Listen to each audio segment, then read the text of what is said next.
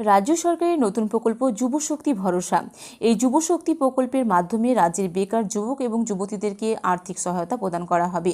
তো এই যুবশক্তি প্রকল্পে কবে আপনারা আবেদন করতে পারবেন, কবে থেকে এই আবেদন শুরু হবে এবং এর জন্য আপনাদেরকে কী কী যোগ্যতা লাগবে এবং কারা কারা এই প্রকল্পের সুবিধা পাবে, প্রতি মাসে আপনারা কত টাকা করে পাবেন, আজকের এই ভিডিওতে বিস্তারিত আপনাদেরকে জানাবো।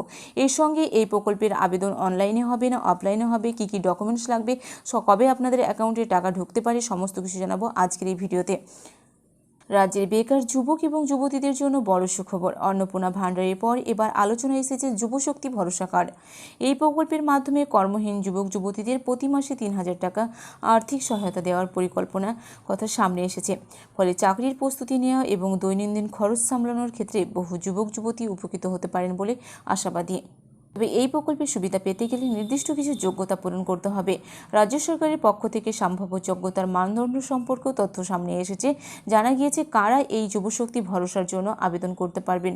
তো এই যুবশক্তি ভরসা কার্ডের জন্য আবেদন করতে হলে আবেদনকারীকে কয়েকটি গুরুত্বপূর্ণ শর্ত অবশ্যই পূরণ করতে হবে, যেটি না পূরণ করলে আপনি এই প্রকল্পের সুবিধা থেকে বঞ্চিত হবেন। পশ্চিমবঙ্গের স্থায়ী বাসিন্দা হতে হবে। এই প্রকল্প শুধুমাত্র পশ্চিমবঙ্গের বাসিন্দাদের জন্য, তাই আবেদনকারীর বৈধ বাসিন্দা প্রমাণপত্র থাকা একান্তভাবে আবশ্যিক। ন্যূনতম মাধ্যমিক পাস হতে হবে। আবেদনকারীকে অন্তত মাধ্যমিক বা সমমানের পরীক্ষায় উত্তীর্ণ হতে হবে। যদি আপনি মাধ্যমিক ফেল করে থাকেন বা 8 পাস হয়ে থাকেন তাহলে কিন্তু এই যুবশক্তি ভরসা কার্ডের জন্য আবেদন করতে পারবেন না এবং প্রতি মাসে যে 3,000 টাকার আর্থিক সহায়তা সেটা থেকে কিন্তু আপনি বঞ্চিত হতে হবে। বয়সের সময়সীমা বলে দিয়েছে। বয়সের সীমা নির্দিষ্ট। এই প্রকল্পে আবেদন করার জন্য আবেদনকারী বয়স 21 থেকে 40 বছরের মধ্যে হতে হবে।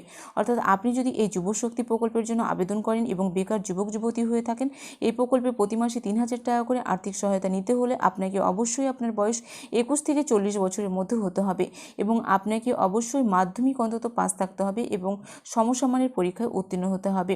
এছাড়া আপনাকে পশ্চিমবঙ্গের বাসিন্দা হতে হবে। এগুলো কিন্তু গুরুত্বপূর্ণ হিসেবে ধরা হয়েছে। এরপরে কি আপনি কোন কাজ করলে আপনি এই প্রকল্পের সুবিধা পাবেন এবং কোন কাজ না করলে আপনি এই প্রকল্পের সুবিধা পাবেন না, সে ব্যাপারে বিস্তারিত আলোচনা করছি। সবচেয়ে গুরুত্বপূর্ণ শর্ত হলো আবেদনকারী বর্তমানে কোনো সরকারি বা বেসরকারি চাকরিতে নিযুক্ত থাকতে পারবেন না।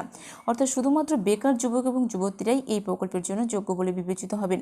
তো আপনি যদি শুধুমাত্র বেকার যুবক এবং যুবতী হয়ে থাকেন তবেই আপনি এই প্রকল্পের সুবিধা প্রতি মাসে 3,000 টাকা করে পাবেন। কিন্তু আপনি যদি কোনো সরকারি বা বেসরকারি কোনো কাজের সঙ্গে যুক্ত থাকেন তাহলে কিন্তু এই প্রকল্পের জন্য আবেদন করতে পারবেন না এবং এই প্রকল্পের সুবিধা পাবেন না। কেবলমাত্র কর্মহীন ব্যক্তিদের কথা বলা হয়েছে। কর্মহীন যারা রয়েছে তারাই এই প্রকল্পের সুবিধা পাবে বলে রাজ্য সরকার জানিয়েছে। কি সুবিধা মিলতে পারে এই যুবশক্তি ভরসা কার্ড থেকে বা যুবশক্তি প্রকল্প থেকে? প্রস্তাবিত এই প্রকল্পের যোগ্য আবেদনকারীদের প্রতি মাসে 3,000 টাকা করে আর্থিক সহায়তা দেওয়া হতে পারে। এছাড়াও চাকরির আবেদন, পরীক্ষার ফি বা অন্যান্য প্রস্তুতির জন্য অতিরিক্ত সহায়তার বিষয়েও আলোচনা হয়েছে। এই অর্থ সরাসরি আবেদনকারী ব্যাংক অ্যাকাউন্টে ডাইরেক্ট বেনিফিট ট্রান্সফার অর্থাৎ ডিবিটি পদ্ধতির মাধ্যমে পাঠানো হতে পারে বলেও জানা যাচ্ছে। ডিবিটি অর্থাৎ ডাইরেক্ট বেনিফিট ট্রান্সফার আপনাদের সরাসরি 3,000 টাকা করে এই ডিবিটির মাধ্যমে কিন্তু আপনাদের অ্যাকাউন্টে ঢুকে যাবে। কবে থেকে আপনি এই প্রকল্পের সুবিধা নিতে পারবেন বা আবেদন করতে পারবেন এই প্রকল্পের জন্য? বর্তমানে এই প্রকল্পের আবেদন প্রক্রিয়া শুরু হয়নি এখনও পর্যন্ত। রাজ্য সরকারের তরফে এখনও কোনো আনুষ্ঠানিক বিজ্ঞপ্তি বা আবেদনপত্র প্রকাশ করা হয়নি। তবে প্রশাসনিক সূত্রে অনুমান করা হচ্ছে যে খুব শীঘ্রই একটি অফিসিয়াল পোর্টাল চালু হতে পারে যেখানে যোগ্য প্রার্থীরা অনলাইনে আবেদন করতে পারবেন। গুরুত্বপূর্ণ বিষয়, যেহেতু এখনও প্রকল্পের চূড়ান্ত নির্দেশিকা প্রকাশিত হয়নি তাই আবেদন পদ্ধতি, প্রয়োজনীয় নথি এবং অর্থ প্রদানের নিয়মে পরিবর্তন আসতে পারে। ফলে আবেদনকারীদের সরকারি ঘোষণার দিকে নজর রাখার পরামর্শ দেওয়া হচ্ছে। যুবশক্তি ভরসা কার্ড চালু হলে রাজ্যের বহু বেকার যুবক এবং যুবতীদের জন্য কিন্তু এই প্রকল্পের সূচনা করা হয়েছে রাজ্য সরকারের তরফ থেকে। তো আপনি যদি বেকার যুবক এবং যুবতী হয়ে থাকেন তাহলে আপনি কিন্তু এই যুবশক্তি প্রকল্পের মাধ্যমে প্রতি মাসে 3,000 টাকা আর্থিক সহায়তা পেয়ে যাবেন এবং এটি কিন্তু সম্পূর্ণ যারা চাকরির জন্য আবেদন করবেন, যারা পড়াশোনা করছেন, যারা বেকার রয়েছে তাদের জন্য ফি, এই সমস্ত সুবিধার জন্যই কিন্তু এই প্রকল্পটি চালু করা হচ্ছে।